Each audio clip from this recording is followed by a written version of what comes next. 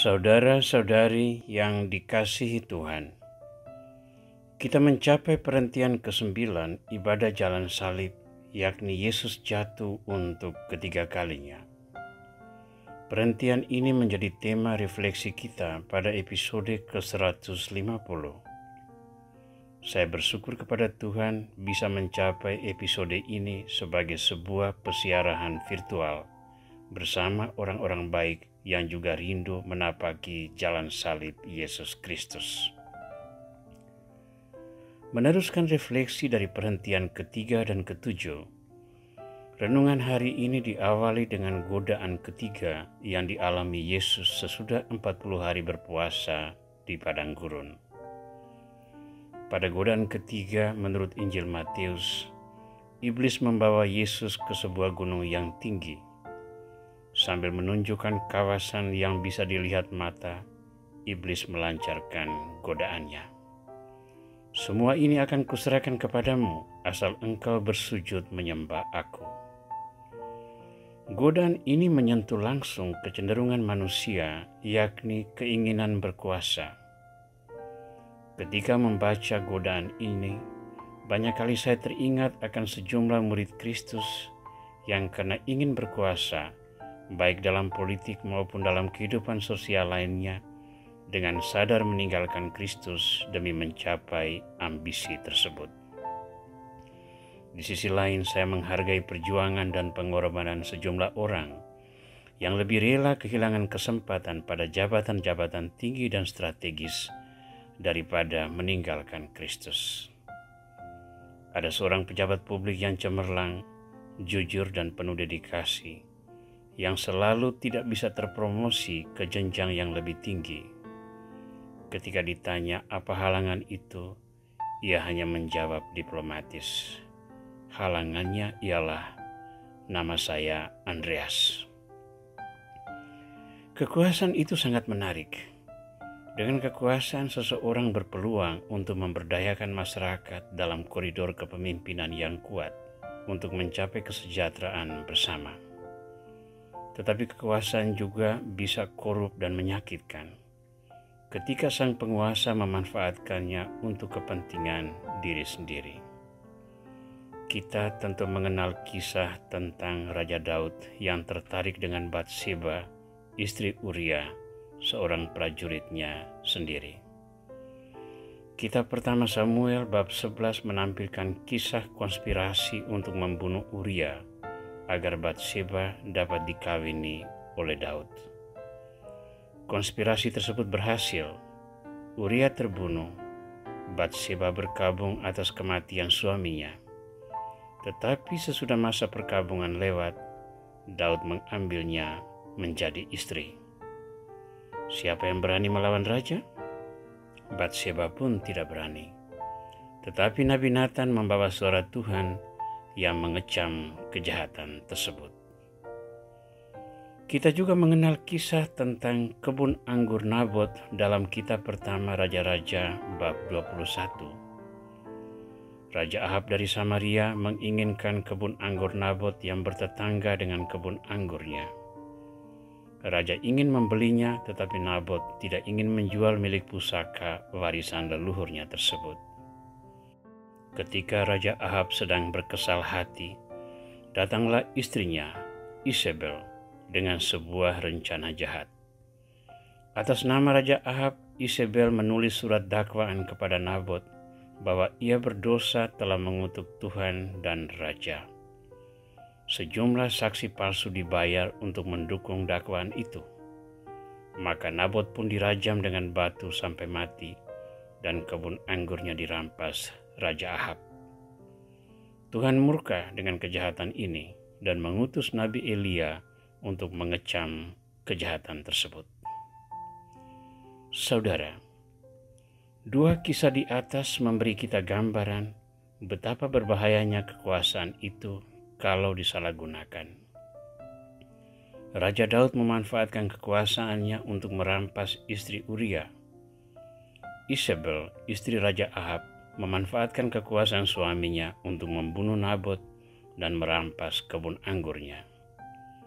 Dengan kekuasaan dan kekayaan yang dimiliki, Bukankah Raja Daud dapat mengawini seorang perempuan lain? Dengan kekuasaan dan kekayaan yang dimiliki, bukankah Isabel dan Raja Ahab dapat mencari kebun anggur orang lain?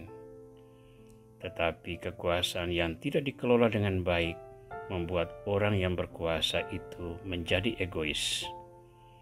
Ia tidak ingin dilawan. Ia tidak ingin jalannya dirintangi. Dengan menghancurkan semua yang menghalangi, ia memberi pesan bahwa demi kekuasaan, ia dapat menghalalkan segala cara.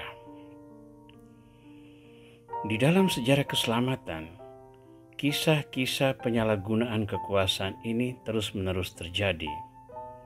Oleh pengaruh para gundik, Raja Salomo yang berkuasa berpaling ke berhala-berhala. Ketika orang Israel tidak lagi setia, Tuhan menghukum mereka. Kerajaan Israel ditaklukkan Asyur dan tak pernah berdiri lagi. Kerajaan Yehuda ditaklukkan oleh orang-orang Babilonia dan dibuang ke sana. Di sana mereka menjadi orang buangan sampai Raja Kores dari Persia membebaskan mereka. Dosa-dosa seperti inilah yang telah membebani pundak Yesus sehingga ia jatuh untuk ketiga kalinya. Imam besar Kayafas dan Sanhedrin yang berkuasa di Yerusalem telah memutuskan membunuh Yesus bahkan sebelum Yesus diadili. Dan untuk memuluskan rencana itu, mereka bergandengan tangan dengan penguasa lain, yakni Pilatus. Kolaborasi penguasa Bait Allah dan penguasa benteng Antonia telah menghantar Yesus ke Golgota. Jalan itu makin berat, Yesus makin lemah tenaganya. Ia pun jatuh di bawah himpitan salib. Tetapi ia sudah mencapai puncak Golgota. Yesus sendiri sesungguhnya telah tampil dengan sangat mengesankan ketika ia berarak masuk ke kota Yerusalem dan disambut oleh khalayak ramai. Orang-orang menyambutnya dengan seruan, "Hosana bagi anak Daud, diberkatilah dia yang datang dalam nama Tuhan, Hosana di tempat tinggi." Ketika keriuhan itu masih bergema, Yesus sudah masuk ke Bait Allah dan mengusir semua orang yang berdagang di sana. Para imam dan ahli Taurat yang berkuasa pun tak berdaya melawan dia. Tetapi Yesus tidak memanfaatkan peluang itu untuk meraih kekuasaan duniawi. Ia bahkan ditangkap dan diadili. Akan tetapi, di hadapan Pilatus, kesaksian tentang makna kekuasaan itu terungkap. Injil Yohanes bab 18 ayat 36 dan 37 menampilkan pewahyuan tersebut. Yesus berkata, "Kerajaanku bukan dari dunia ini. Jika kerajaanku dari dunia ini, pasti hamba-hambaku telah melawan supaya aku jangan diserahkan kepada orang Yahudi. Akan tetapi kerajaanku bukan dari sini." Kata Pilatus kepadanya, "Jadi engkau adalah raja?" Jawab Yesus, "Engkau mengatakan bahwa aku adalah raja. Untuk itulah aku lahir dan untuk itulah aku datang ke dalam dunia, supaya aku memberi kesaksian tentang kebenaran. Setiap orang yang berasal dari kebenaran mendengarkan suaraku." Saudara, kisah-kisah biblis di atas menampilkan dua dimensi kekuasaan. Kekuasaan itu sebetulnya luhur dan mulia ketika dimanfaatkan dengan baik demi melayani banyak orang. Itulah yang digarisbawahi oleh Yesus di hadapan Pilatus. Untuk kekuasaan semacam ini, kita mau mendukung dengan berbagai cara. Tetapi pada sisi lain, kekuasaan juga memabukkan dan memanipulasi pihak lain demi keuntungan pribadi. Kekuasaan semacam ini telah menjadi dosa yang menambah berat salib Yesus.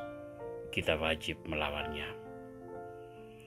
Orang berkuasa ketika menjadi kepala keluarga, menjadi pemimpin usaha, ketua RT, ketua komunitas Kristiani, pastor paroki, pejabat publik, dan sebagainya. Manfaatkan kekuasaan itu menurut perspektif Yesus Kristus. Jadikan itu instrumen melayani sesama, bukan alat untuk menekan dan melecehkan orang lain. Ketika kita rendah hati dan melayani sesama dengan kuasa dan jabatan, kita telah membantu Yesus memanggul salibnya.